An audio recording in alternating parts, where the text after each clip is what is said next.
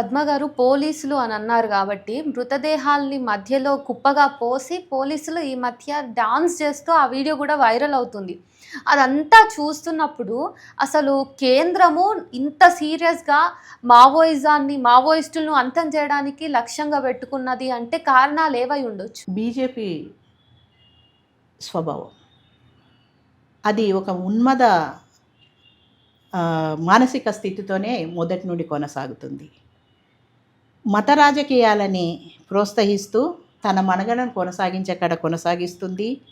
అట్లాగే తనకు అడ్డు అనుకున్న ప్రతి ఒక్క దాన్ని చాలా క్రూరమైన స్వభావంతో చేయాలనుకుంటుంది. అందుకు తన కార్యకర్తల్ని కిరాయి హంతకులుగా తయారు చేస్తుంది. సైన్యాన్ని కిరాయి హంతకులుగా తయారు చేస్తుంది. మునుపెన్నడూ మిగతా ప్రభుత్వాలు చేయనంత దుర్మార్గంగా ఈరోజు ఈ ప్రభుత్వం చేస్తుంది. ఇది ఏ ప్రభుత్వమైనా చేయొచ్చు, కానీ బీజేపీ ప్రభుత్వం చాలా కుట్రపూరితంగా చేస్తుంది. కనీస మానవీయ విలువలు లేవు, ప్రజాస్వామిక విలువలు లేవు, పౌరులకు హక్కులు ఉంటాయనే దాన్ని కూడా అంగీకరించలేదు.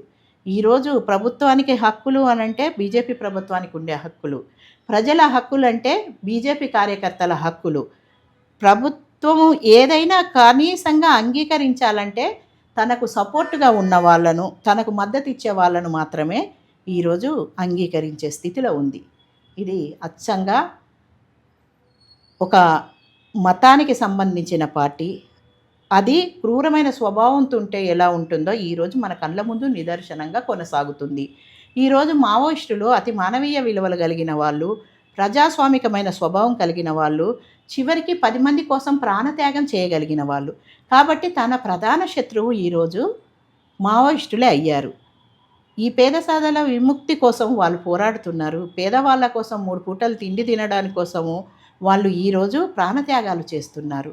ఈ భూమి మనది, ఈ జల్ జంగల్ మీది అని ఆదివాసీల తరపున వాళ్ళు పోరాడుతున్నారు.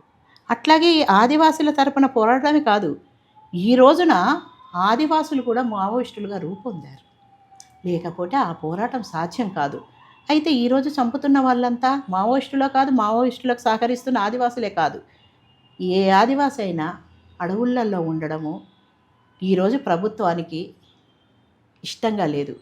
ఈ ఖనిజ సంపదని బహుళజాతి కంపెనీలకు అప్పచెప్పాలంటే అక్కడ మనుషులు ఉండకూడదు. ఆ మనుషుల్ని చంపేయాలి. ఆ చంపేయడం కోసం మాట్లాడే వాళ్ళ నోరు నొక్కాలి. ఎవరు మాట్లాడినా అర్బన్ మావోయిస్టు పేరున కేసులు పెట్టడం లేదా వేధించడం, ఇది చేస్తూ ఈరోజు ఈ పాశవిక మారణకాండను కొనసాగిస్తుంది.